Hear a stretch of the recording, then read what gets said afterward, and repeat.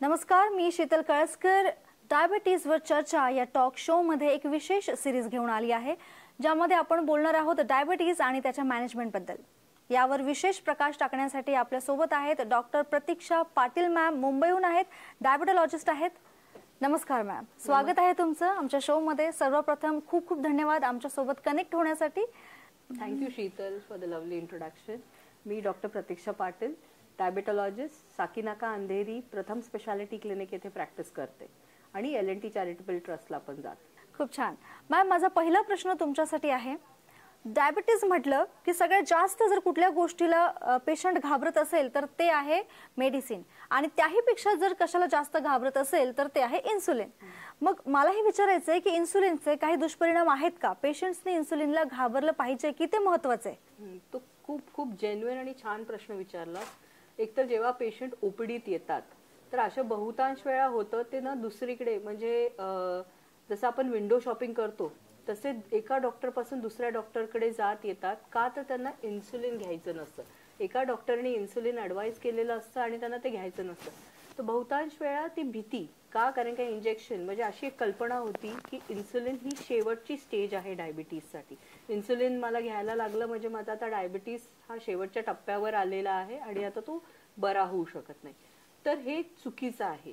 Insulin आजकाल इतकं जसं आपण सगळ्यामध्ये, जसं आपण चंद्रावर पोहोचलोय, सगळं जे आपण सगळे ॲडव्हान्समेंट झाले तसे डायबिटीज मॅनेजमेंटमध्येही ॲडव्हान्समेंट झालेत. बहुतांश वेळा इन्सुलिनची गरज तुम्हाला तात्पुरतीही असू शकते. जसं तुमचं कुठलं ऑपरेशन असेल, कॅट्रॅक्ट आहे, मोतीबिंदू आहे, बाकी म्हणजे ॲक्सिडेंट झाला आहे किंवा तुम्ही हार्ट अटॅक झालेला आहे, काही म्हणजे हॉस्पिटलमध्ये काही कालावधीसाठी ॲडमिट आहात, तेव्हाही इन्सुलिन घेऊ लागू शकतं.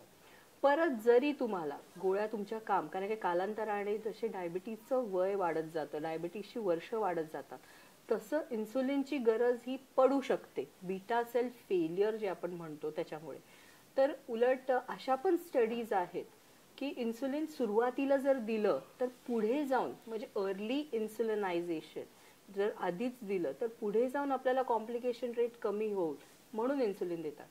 परत दुसरं इम्पॉर्टंट गोष्ट, इन्सुलिन देण्याच्या टेक्निक्समध्ये पण फार बदल झालेले आहेत. म्हणजे इन्सुलिन पेन म्हणा, पंप म्हणा, ते इझी झालेलं आहे.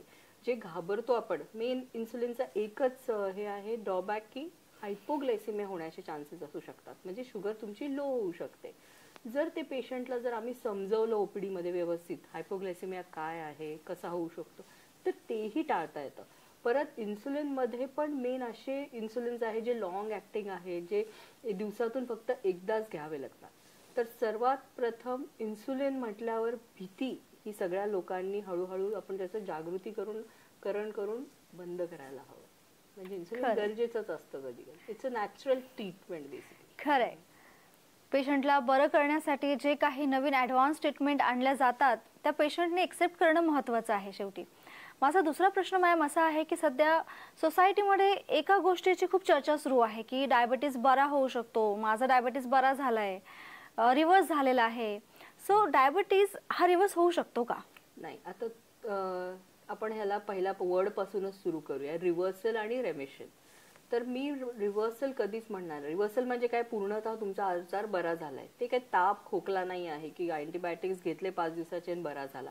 इट्स अ क्रॉनिक डिसीज जो तुमच्या शरीरात राहणारच आहे पूर्ण आयुष्यभर.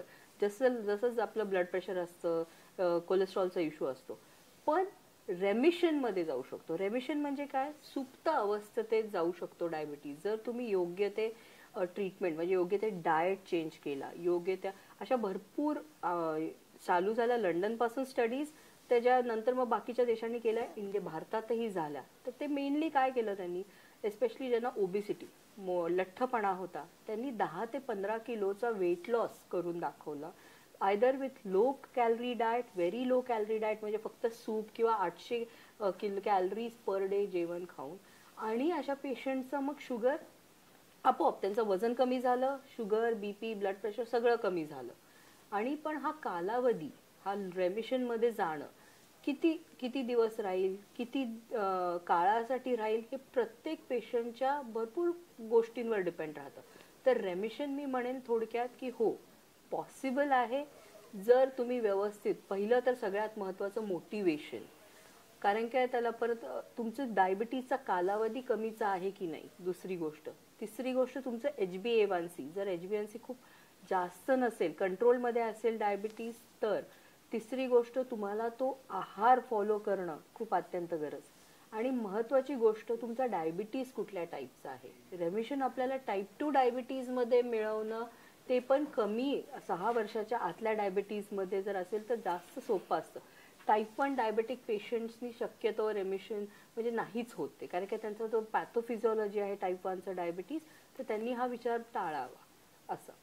म्हणून येस, रेमिशन इज पॉसिबल, पण विथ लॉट ऑफ मोटिवेशन. खूप छान मॅम, खूप सुंदर अशा पद्धतीने तुम्ही सगळेच ॲस्पेक्ट इथे कव्हर केलेले आहेत.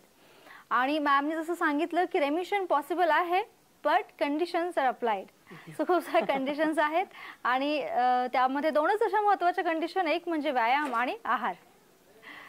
मॅम, जायच्या आधी आमचे जे दर्शक आहेत त्यांच्यासाठी जर तुमचा काही संदेश असेल तर. माझा एकच संदेश आहे की आजकाल डायबिटीजला तुम्ही ॲडव्हान्समेंटमुळे आपण कुठं म्हणजे खूप खूप वेगवेगळ्या तरीकेने मॅनेज करू शकतो.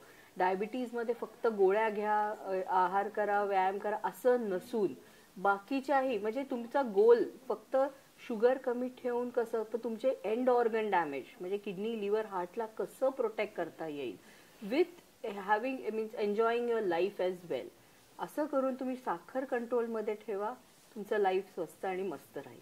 खूप छान मॅम. डॉक्टर प्रतीक्षा मॅम आपल्यासोबत होत्या, मुंबईहून मॅम होत्या, डायबेटॉलॉजिस्ट. डायबिटीजवर चर्चा या टॉक शोमध्ये आपण खूप सारे प्रश्न विचारले, त्याची खूप सुंदर अशी माहिती आपल्याला मॅमकडून मिळाली आहे. डायबिटीजबद्दल आणखी माहिती मिळवण्यासाठी आणि त्याला कशा पद्धतीने आपण कव्हर करू शकतो, कंट्रोल करू शकतो, या सगळ्या गोष्टी जाणून घेण्यासाठी तुम्ही आम्हाला फॉलो करू शकता आमच्या फेसबुक पेजवर डायबिटीजवर चर्चा. सोबतच आम्ही यूट्यूब, इंस्टाग्राम आणि ट्विटरवर सुद्धा उपलब्ध आहोत. चला तर भेटूयात लवकरच एका नवीन सिरीज सोबत. तोपर्यंत धन्यवाद. धन्यवाद. नमस्कार.